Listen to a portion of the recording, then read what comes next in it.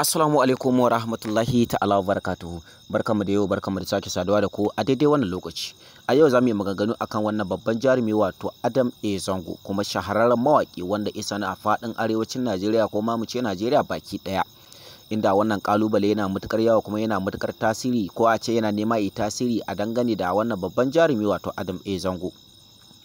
Akwai maganganu da suke ta yawo dangane da jarumi Adam A Zango, inda wasu da yawa suke ta cece kuce kuma suke ta faɗan maganganu da yawa a kansa. Sai dai tabbas a wannan abubuwan da aka aikata ko mu ce da muke nema mu faɗa, kamar za mu iya cewa jarumi Adam A Zango tabbas yana da laifi dangane da hakan.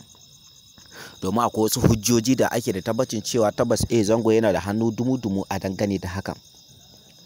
Sai dai tabbas wata majiya mai karfi tana ta yamaɗi da kuma tana ta cece kuce dangane da haka, inda tabbas wasu da yawa suke cewa tabbas jarumi Adam A Zango ya kamata a ce yayi magana, amma kuma sai dai yayi shiru ya kasa cewa komai, inda wasu da yawa suke cewa tabbas da a ce yana da gaskiya da ya fito fili ko ya fito social media yayi magana.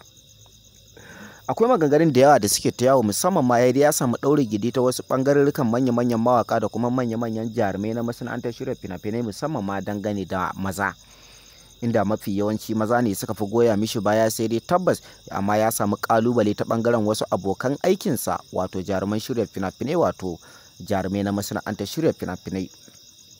Haka zalika ya samu goyon baya ta bangaren manya-manyan mawakan kasar Hausa daban-daban, kuma bugu da ƙari ya samu juyin baya, wato an juya mishi baya a nan ma dai cikin wannan masana'anta ta shirya fina-finai da kuma waƙoƙi na kasar Hausa. Wannan babban malami ya fito fili kuma ya fito a cikin fatawarsa ta yau Juma'a, inda yi maganganu da yawa dangane da wannan babban jarumi wato Adam A Zango, inda jarumi Adam A Zango ya kasa samun abin da zai ce, ko ma a ce ba ma a san abin da zai ce ba. Sai dai wasu da yawa tabbas suna ta maganganu a dangane da hakan, inda wasu da yawa suke cewa bai kamata a ce wannan malami ya dinga ta'allaka abubuwansa da jaruman shirya fina-finai ba, kuma musamman ma idan aka yi waiwayi da halayen jarumi Adam A Zango. Babban mutum ne wanda mutane da yawa suna matukar ganin kimarsa, kuma mutane da yawa suna matukar ganin girmansa, musamman ma idan aka yi waiwayi da tunda jarumi Adam A Zango ya fara harkar fim, babu wata ya da ta isa ta ce yau gashi jarumi Adam A Zango ya fito ya ci mutuncinta, ko kuma ya fito ya faɗi wasu munanan maganganu dangane da ita, ko kuma wata ya ta fito fili ta ce Adam A Zango ya ci mutuncinta ko ya ci zarafinta ko kuma ya muzanta ta ko ya mata wani abu.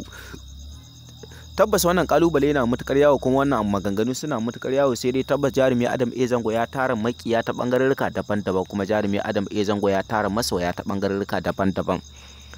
Wa'annan masoya da itara tabbas suna matukar jin kunyarsa, kuma suna matukar soyayyarsa, kuma suna matukar ƙaunarsa, musamman ma da muka danganta da wani babban masoyinsa da ke cikin garin Katsina.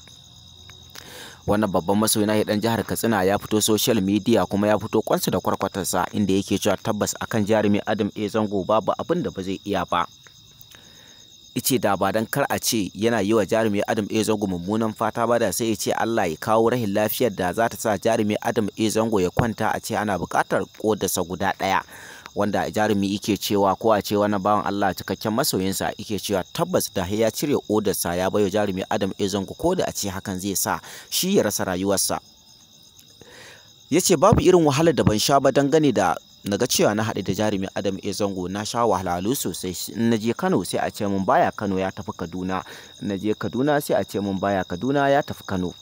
Irin wannan wahalhalu tabbas na sha su ta bangarurruka daban-daban, a hakan ma har na haƙura da ganin shi. Amma tabbas ni duk duniya babu wani bawan Allah da na gani wanda nake so kuma nake mutukar ƙauna fiye da jarumi Adam A Zango. Tabbas jarumi Adam A Zango yana da mutukar ɗimbin masoya ta bangarurruka daban-daban. Sai dai akwai wani babban mawaki shi kansa da yake take mishi baya, wato Umar M Sharif da kuma Hamis Breaker, bugu da ƙari har da Nura M Inuwa. Su kansu sun taka muhimmiyar rawa, musamman ma idan aka yi waiwai da wannan babban mawaƙi wato Nura M Inuwa. Shi kansa ya taka muhimmiyar rawa wajen ganin cewa ya kulla babban abota, ko a ce aminantaka tsakaninsa da shi da wannan babban jarumi kuma babban mawaƙi wato A Zango. Sai dai tabbas da wani bayan fage ko su maganganu da suke ta yawo, musamman ma dangane da Adam A Zango da kuma Nura M